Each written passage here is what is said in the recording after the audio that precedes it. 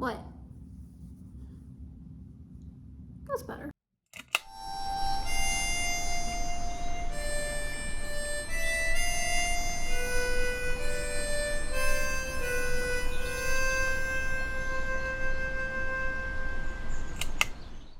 Hey guys, it's Lucy. So today I am wearing my Franz Kafka sweater, which is very fitting, with a guest star, because you will have Elliot, who is shedding. Would you like to go up here? We are basically going to be making a tier list ranking all of my 5-star reads. And the reason that I'm doing this is because a handful of these books I did rate maybe like over a few years ago when I wasn't really reading a lot. And then even just until recently, I kind of haven't really given much thought to why I rate things 5 stars, especially this year, because I have been reading a lot of books that I genuinely like and don't have a problem with, but it doesn't completely give me my 5-star feeling, so it's been hard to figure out how to rate those books. So I decided to do this tier list to kind of maybe like help me figure out why I rate things the way that I do, and then how I would like to potentially change that in the future. There are already a few books I can definitely see on this list that, like, if I'm considering 5-star books to be like the best books I've ever read, these probably would not necessarily be on that list. So I'm very curious to see what this will look like in the end. The way that we're rating these is 6 stars, which is like probably like my all-time favorite, no complaints, perfect book. Holds Up means that it is a 5-star read. It just maybe isn't like my absolute like god tier, but it still is 5 stars. 4.5, but still a banger. I feel like I never did the 4.5 rating because I haven't had Fable since recently, so I never really thought about that before, but there are definitely some books that I've read that like I've either rated 5 stars or 4 that would be more of a 4.5. Which is also why in the future I'm also going to be doing this video with my 4-star reads, because I think a lot of them are closer to 5 stars, but I did that with it, so we'll see what that looks like as well in the future. And then I was being generous. I was gonna have a 6th category on here, but it won't let me for some reason. I don't know why. So I was being generous is kind of like a book that like I absolutely don't hate, but I don't know it was necessarily 5 stars, and I may have just rated it kind of weird because of the time that I read it or whatever. And then What Was I Thinking is just like, why? Like now I would not even like this book that much, or like I would definitely not rate it 5 stars. So that's kind of the like tier list that we're going with. I have about 28 books on this list, which is kind of a lot, like considering the small handful of books that I consider to be my all-time favorite. I don't know that this list should be quite as long as it is. Another thing too that I'm very concerned about is my computer actually recording this, screen recording the tier list. Let's see what my storage is doing currently, because it's been a little bit of a diva. Yeah, that could be bad. Okay. Also, there are so many freaking ads. I have to like crop it very specifically. I think this video is already going super well. Okay, so to start off with is The Coral Sea, which is a poetry book by Patti Smith about a friend of hers who passed away. Well, it was poetry, but then also kind of like short stories. Not even like short stories, just like short little like scenes, I guess, that she wrote kind of describing the person he was. This, I'm gonna say, holds up. It absolutely was not like my most favorite book in the world, but it definitely was a good one. Don't you dare touch anything, Elliot. This recording system is so... We love how the second I start recording, my mom texts and my cat tries to knock over the recording setup. It's very precarious right now, so we're gonna hope this stays up. I also feel like I messed it up. Oops. Second book on the list is Aunt Maria. That's a Diana Wynne Jones book, basically about this old woman who's kind of like a witch, and she's very like narcissistic, and her family comes to stay with her for like, I think the summer after the children, the main character's dad who passed away. And they get stuck visiting Aunt Maria because she has like no other family or whatever. But she kind of has this like intricate way that she like manipulates the town, and it's full of a bunch of other old ladies who are kind of just all Karens. It's just like, it's such a like perfect example of narcissism, but it's also weirdly kind of about like female empowerment with like the little girl and like kind of how she finds her voice through it. It's funny how like Diana Wynne Jones, I feel, has not really talked that much about like sexism in her writing. Like she definitely talks about like abuse and things, but the narcissism in this was so on the nose because her mom was narcissistic, and so she wrote it so well. I'm gonna say it holds up. I used to kind of consider it more of like a 6-star read, and then I tried to read it again this year, and it's not that I dislike it by any means. It's definitely 5 stars for me. It's just not like my favorite book ever. The next is The Grizzly King. That one's hard for me because I have considered it a like 6-star read for a really long time, but I also haven't read it in a few years, so like, I don't know. It's basically about this guy who goes to the Yukon with his friend, and they're hunting bears, and he ends up shooting a bear named Thor, who, you know, it goes from back and forth between the hunter's perspective and the bear's. And so you see how the bear immediately gets this like distaste for humans because he was shot. Like, he didn't have a negative opinion of humans until that happened, but now his like idea of them is forever negative, which would not have been the case if that didn't happen. And so it's the two perspectives of the hunter trying to get the bear because he's just gotten it in his head that this is like his quest now to kill Thor. But then it's also Thor, you know, adopting a cub and kind of having this really like intelligent way of thinking that humans don't see in them. They see just this like game. And it's an amazing book. I think I'm gonna put it at 6 stars for now, and then I'll think about it. Definitely one of my top favorite books ever. Like that's definitely one that I would consider in like my top maybe like 5 favorite books ever. So I do feel like 6 stars fits. M Train is Patti Smith's memoir, which I read this year, about her traveling and the books that she read and the places that she went to. And it kind of all has this, like, people don't talk about this a lot, but it has this like kind of undertone of grief throughout it because she's kind of running from her emotions after her husband died. I think it had been a while since he passed away, but it felt like she was traveling a lot to not think about him during the holidays, which I relate to so much. I would probably do that too if I could. M Train was actually my favorite read of 2025 so far. Definitely 6 stars. I didn't mean to slide down. S tier, I don't know. Is S means superior? I'm gonna have to look that up. Do you want to just like be on my shoulder while I do this? Because you're kind of being crazy.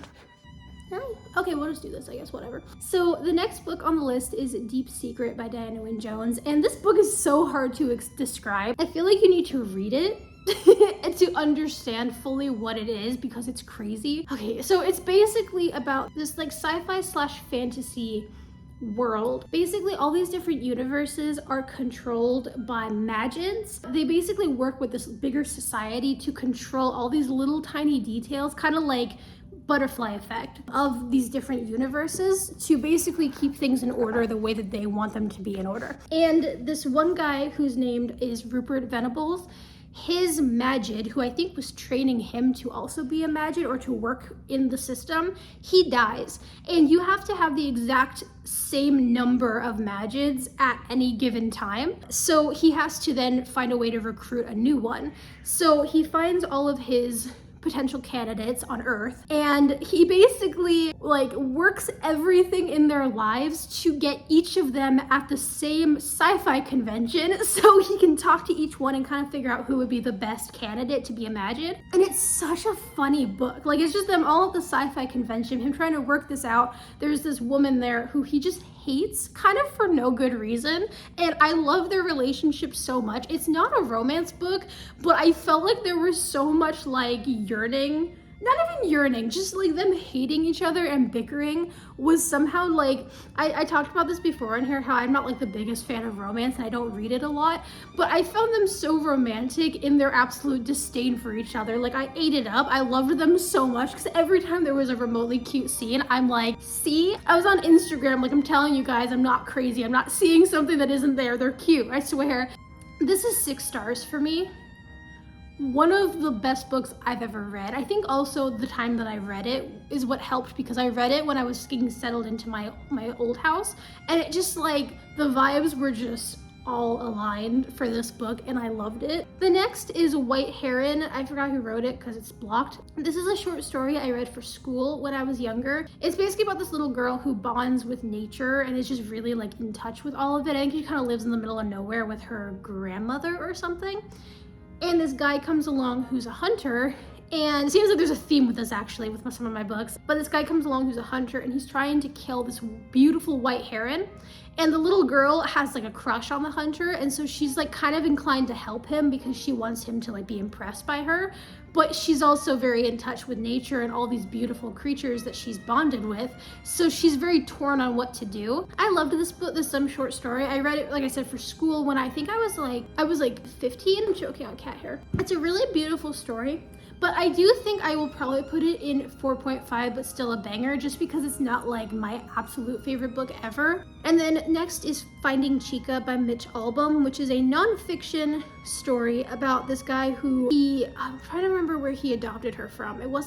I'm gonna put the country on the screen because I know I'm gonna get this wrong. I totally just drew a blank on it. But he basically adopted this little girl, and she had DIPG, which is a type of cancer that pretty much only affects people under the age of 18. Most people who have that type of cancer don't live past like 20, if even that. It's a horrible cancer. It's also not like, I feel like not a lot of people kind of like know about it, which is unfortunate because I think that it's like something that we really need to be doing more research on to find some better treatments for it. A lot of people go to Mexico for their treatment because like, I don't know, we just don't have what we need here. And it's basically about his journey after he adopted her when she was, I think, like only 4 years old, through her cancer journey and everything, and like just trying to like help her and doing the treatments and just falling in love with this girl that he didn't really know for like that long, but just was so impactful. He's actually the one who wrote Tuesdays with Maury, which I still need to read. Look, I will say probably holds up. I think it's really hard to rate books like this. He's such a cool person too. Once again, highly recommend reading like this book and others from him. The next is Gift of the Magi, which, I mean, if we've all watched the Mickey Mouse retelling, you guys know what this is. I think I'm gonna put I was being generous for this one. It's not even sort of one of my favorite stories. It's not that it's bad. There's nothing like, it's kind of one of those things, once again, where there's nothing to complain about. There's nothing wrong with it. It just is not like my favorite thing ever, and it's not like the best thing I've ever read. Maybe I would feel differently if I read it again, but like, I don't know. And then the next one is the second My Hero Academia manga. I don't know why I didn't give the first one 5 stars, and I don't know why I gave this one 5 stars. It's not bad. Like, I've watched the anime. I think these are the only 2 mangas I've read from it. One thing I've always really liked about the mangas is that it's like so, or I guess you can say about the anime, is that every single shot is like exact. Like the animation is no different, and they just pretty much copy and pasted every single part of the manga onto the anime. I don't know if that's still true because I only watched up to like season 5, I think. But I read this when I was like 18, 19. I'm gonna say, honestly, what was I thinking? It's not that it's like bad, I just have no idea why. I think what was I thinking can also be the category for I genuinely just don't remember what I was thinking. Like, I don't know. I don't understand why I did that, just specifically. Whatever. Anyway, next is the Baxter's Christmas, I think it's called. This is a Christian book, and I honestly can't really tell you a lot about the plot. I think it was, oh no, I do remember. This, I think one of their family members passed away and donated their heart to someone. So it's about them meeting, I think, the woman who got his heart, and them having her, I think, for Christmas, and having like a hard time with the grief of the loss they experienced, but then also having this new person who like has a part of him. And there's also romance in it. I think I was being generous. I think maybe, I just genuinely don't remember a lot about it, but I don't know that it's like 5 stars, the best to ever do it. I guess that's kind of my thing. I really don't know genuinely what I was thinking. so that doesn't help, but yeah, I think I was being generous. The next is To Build a Fire by Jack London, which is another short story I read for school, and I've always really liked it. It's basically about this guy who I think is also in the Yukon. He wants to go out in like the dead of winter and just be an idiot, and all the elders in the town are telling him not to because it's not safe. But he thinks he knows better because he's young and, you know, an idiot. So he takes a dog with him, which is also a horrible idea, and just goes in like into the snow, because I think he's trying to get to his friends before like there's a day they were supposed to meet. So he decides to go out anyway, and then he just kind of like proceeds to make all of the dumbest choices imaginable, and everything goes wrong as it should, because he's a moron. I don't know why I've always found this like book of the short story so funny, even though it's so not. I'm trying to think where this should go. I think holds up maybe. Either that or it's a 4.5. I'm not really sure, but it's definitely a good one. I think, I don't know, I might change this one later, but I think, well, okay, I'm gonna put it in 4.5. I love it, but yeah, okay. Anyway, okay, so the next book is Thomas the Rhymer by Ellen Kushner. And if you guys don't know, Thomas the Rhymer is, I'm pretty sure, it's not a ballad, is it? I think it was just a story. Maybe it was a ballad. It's about this guy who, in the book, I don't know how the book differs completely from the original story, but in the book, he's a little bit of like this pompous musician who just kind of gets all the ladies and kind of doesn't always completely appreciate everything that he has around him, and like the woman that he has too. Like I feel like they're on this like kind of track towards this like beautiful love story, but I think from what I remember, he just makes some stupid decisions that kind of like hurts her in some ways. And then he ends up in the middle of like a meadow, I think because he was like kind of running away a little bit from some responsibility he had, and he meets this fairy queen who whisks him away off to fairyland, and he spends 7 years there. It's such an interesting story. Like I love the prose are beautiful. I haven't read many books that are like before this, I didn't read a lot of books that are like heavy on description. I haven't read The Hobbit, but from what I saw, like an excerpt of it, I think it's written a little similar.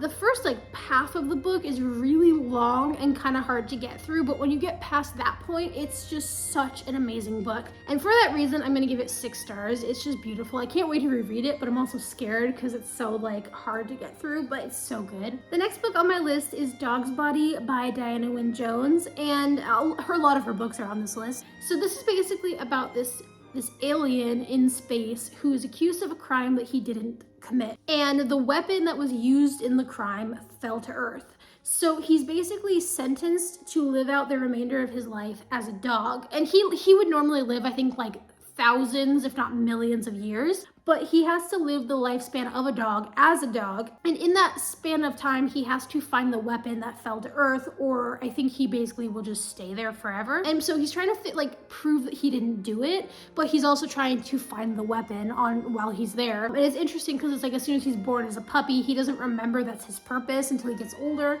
And then he bonds with this little girl who adopts him, who's like has a horrible life and a horrible family that treats her like crap. And he becomes like really attached to her.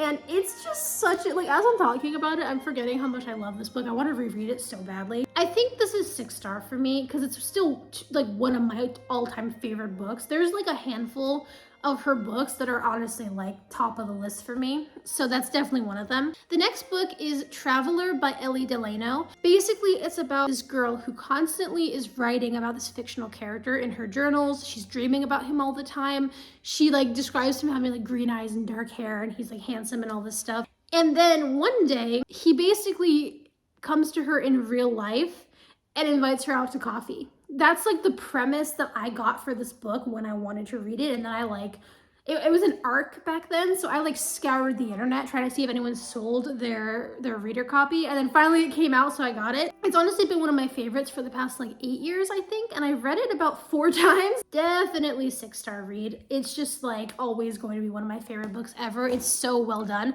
The sequel is not as good, unfortunately, but I only read this book for the longest time because I was so afraid the sequel would butcher it, and it did a little bit. So first book though is like Chef's Kiss. I highly recommend. The next book is Telling the Truth, the Gospel as, what is it? Tragedy, comedy, and fairy tale. This is a nonfiction book breaking the gospel, but also just Christianity is in general into these 3 categories. And it's also kind of like calling Christians to do better with their preaching and just being more personable and kind of realizing what people need to hear, and not just like, you know, filling a quota when you preach, but also actually making sure that you're doing it in a way that will reach people. But then it also talks about how Christianity is like, you know, the tragedy of what we experience on earth, the comedy in how God works, and then also just the fairy tale at the end of the story. It is such a good book. I read it this year for school and I genuinely really loved it. I'm trying to think if it's 6 star or if it's 5 for me, because it probably is one of my favorite books now. I think it's a 6 star read for me. Like, it's honestly really, really good. I just like, you know, it's amazing. Also, if you're not a Christian, but you're interested in religion at all, or just really like hearing from like a Christian perspective that is not just like chronically online, I could not recommend this book enough, because this book is how I feel as a Christian, and I think it differs a lot from what you see in the mainstream. It still is biblically based, but it's actually like the way, in my opinion, the way that it should be. So if that interests you at all, having any perspective of it that's not like deterring you from it, or that isn't like over extreme, but it's like honestly, once again, how it should be, I cannot recommend the book enough. Actually, I think the 6-star category was perfect for it. The next book on this list is 5 Survive by Holly Jackson, which I have actually never read. The Good Girl's Guide to Murder. I never read that series. I think I have the first book from it, but I've just never read it before. I started with 5 Survive. It's basically about 6 friends who are going on this road trip, I think for like camp or school or something. So they're all in an RV together. They get stranded. One of the tires on their RV pops, so they have to change it. It takes forever. And as soon as they're done with that, all 3 other tires pop. And they realize that there is a sniper somewhere in the dark woods that is aimed directly at their RV, and they don't know why. And it's like, I think they find out early on that like it's because one of them has like a secret that the others don't know about, and so they're trying to figure out which one of them is the reason they're in that situation. But they also all kind of have their own secrets, so it could literally be any of them. This book held my attention so much. It was so hard to put down. The mystery and just the pacing, like there's just like the first like 5 chapters are really slow in my opinion, and then it just kicks up into high gear. I think I read it in like 3 days, which is not like usually how fast I read. It usually takes me a lot longer. It was a really good book. I do think maybe holds up. I watched a YouTuber recently who did not like the book very much, and she even gave it away, which makes me so sad because I love it, but I feel like I'm like almost questioning now if it's a 5 or a 6-star because of that, which is stupid. I'm trying to think now if I would consider it a 6-star read. I think the issue with the book is that it's not like I don't know if I would have the same feeling reading it again because I already know what happens. I'll think about that one. It feels so weird not putting it in the 6-star category because I feel like it's always one of my favorite books, so I'll think about that. There's a couple I might switch around. The next book I read is Tam Lin, and I cannot remember who wrote this one. There's 2 on here actually. I know what, let me move this one. I'm just gonna put these 2 together. Both of these are like children's books. They're very short and they have a lot of pictures. If you don't know what Tam Lin is actually, let's start there. It is a ballad about this girl who wanders into the woods, and then she meets a guy named Tam Lin. And there are a lot of variations of this story, some not so great, like with how Tam Lin is, and others are like a romance. So she basically falls in love with Tam Lin, and he's under this curse. To basically save him from an evil fairy queen, Janet has to hold on to him and not let go, even when the fairy queen turns him into different animals that are like hurting her. And then I think eventually he even gets turned into like literal fire, and she still has to hold on to him, and then it frees him from the fairy queen's grasp. As far as I remember, I'm trying to think which one I liked better.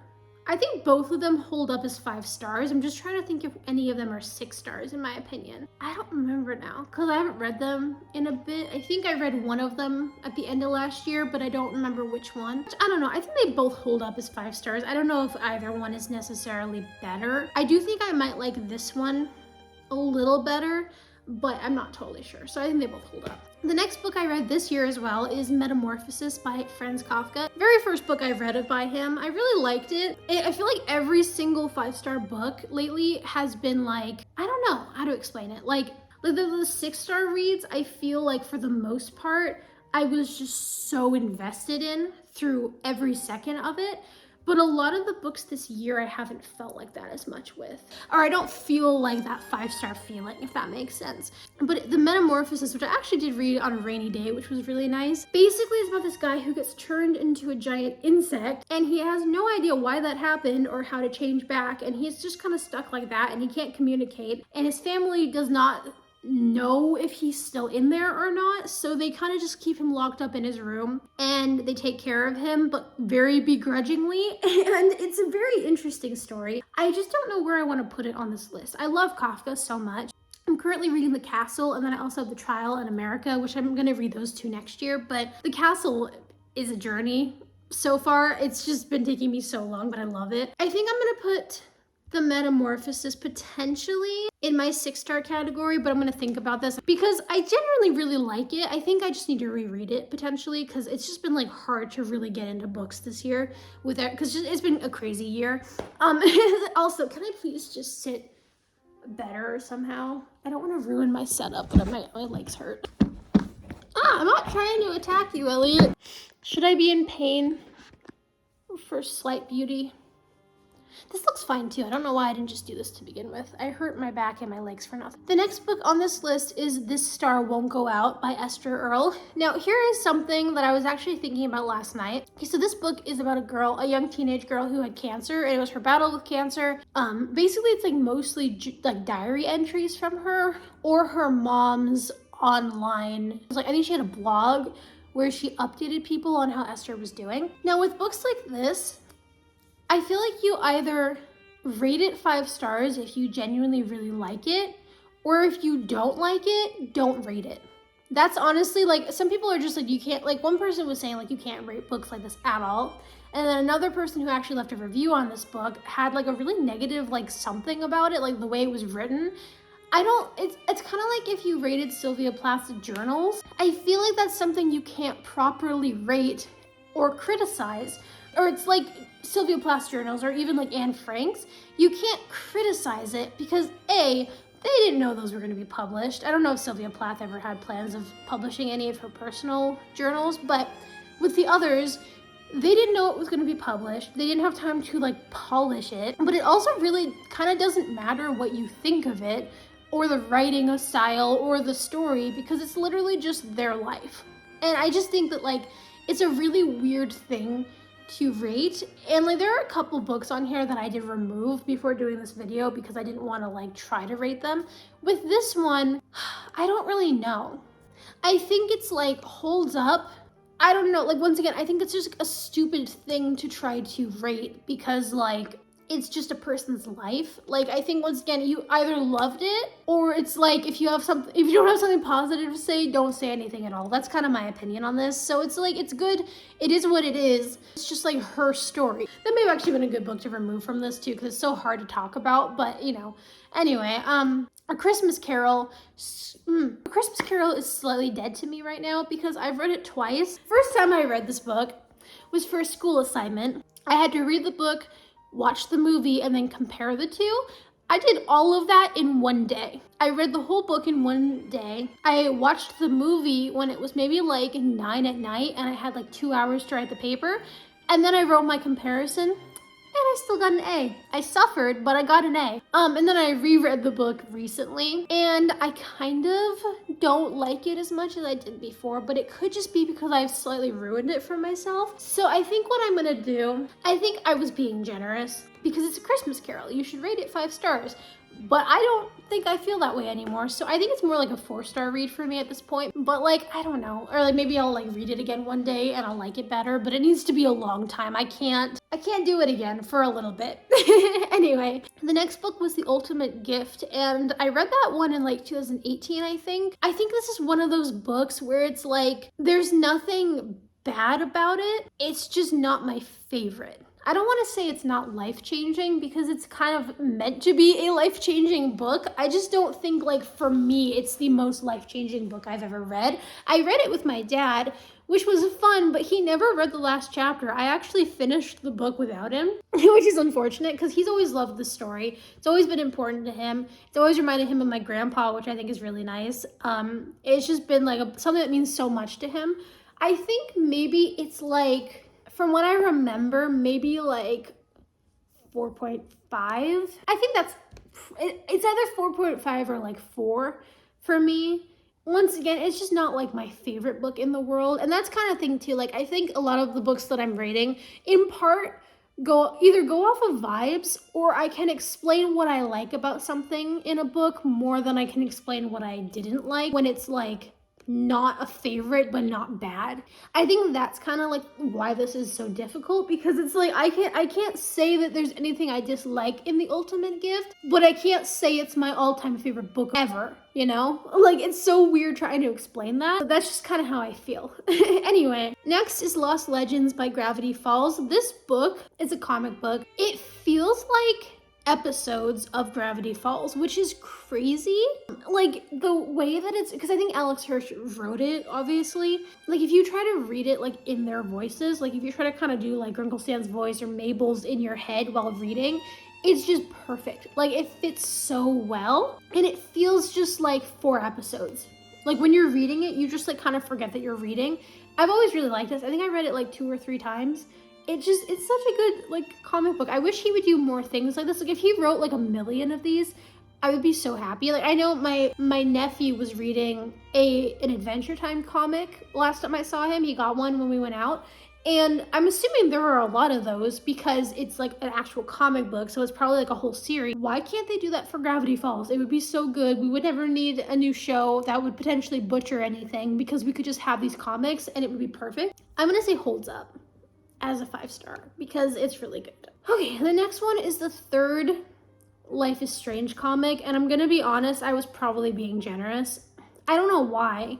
I don't love the comics. I think that was probably the last one I've read. There were like 6, and I think I only read 3 or 4. I'm not a big fan of the comics because I feel like it's kind of like with the TV show, which I most likely will not be watching.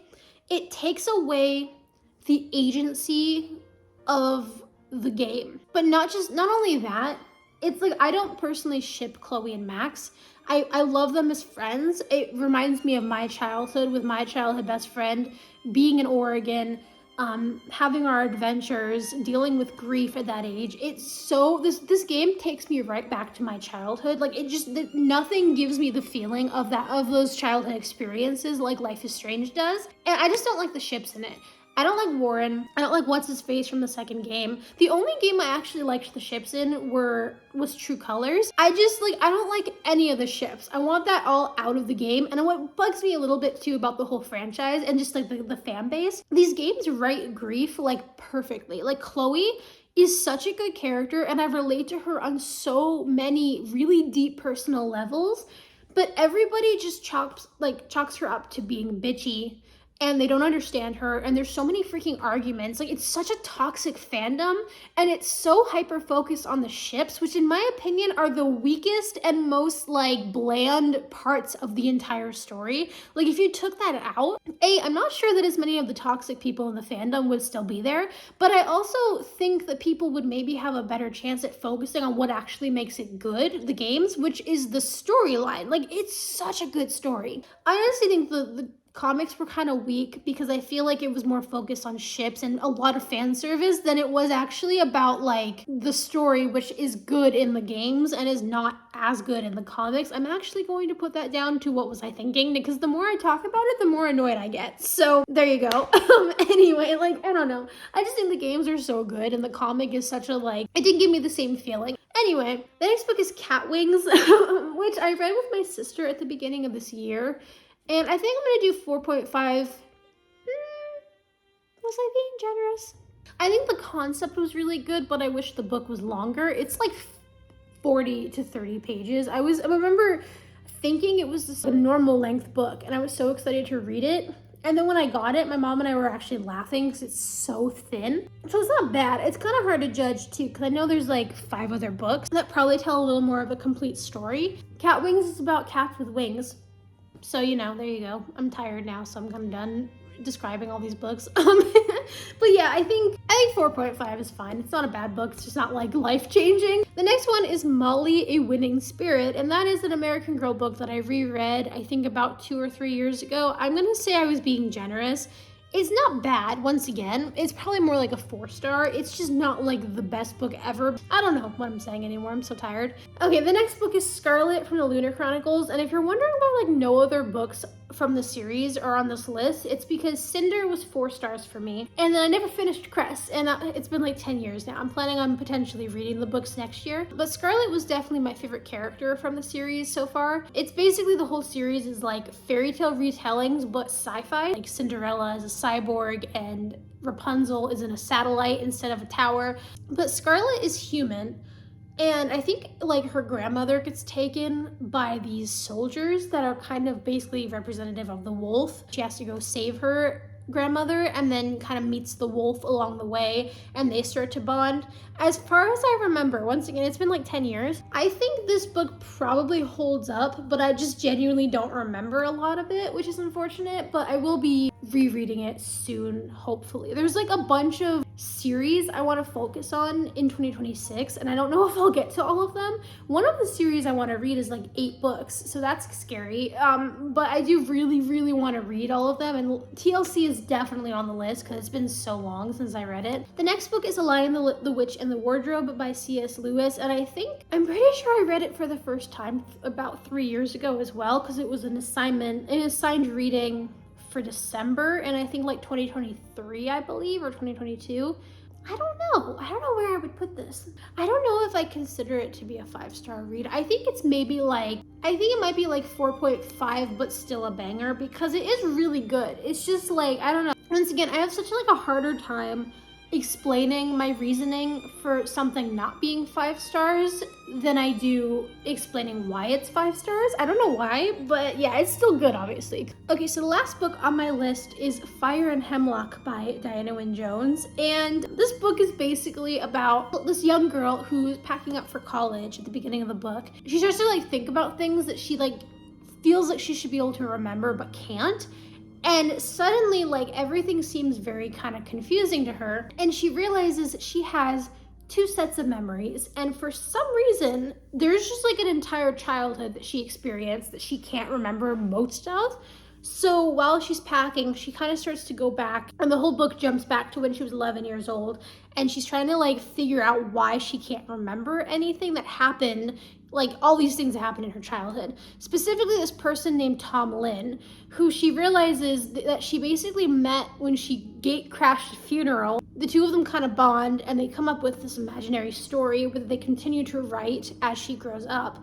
And they write letters to each other and have phone calls and meet like every now and then throughout the years. And she doesn't know why she forgot about him, because he was a really pivotal part of her childhood. But like as she's going through her childhood, aspects of the story they're writing come to life and end up kind of being dangerous to them. This book is my #1 favorite book I've ever read. I've read it, I think, 3 times now, and I just love it so much. I could not recommend this book enough. It is so underrated. It's just incredible. It's somehow like this coming of age, kind of like almost slice of life, but also so magical at the same time, with so many like subtle ways that magic is woven in. The dynamic between the 2 main characters is always so adorable. I always love them. They're actually the main reason I picked up the book to begin with. I will say it was advertised a little differently than how it ends, but apart from the ending, which I will not spoil, like aspects of the ending, their dynamic is really cute. And it's just, the ending is so confusing that I had to annotate it for 5 weeks to like kind of understand it. Like it took me a while to fully grasp what the ending was. And then I read an essay by the author that confirmed that what I thought was correct, which is great. It's definitely something you don't understand on your first read through, but it does make sense. People always dismiss her writing and say like, oh, this is confusing. It's like there's too many plot holes. There are no plot holes in Fire and Hemlock. You just have to like really be thinking critically and really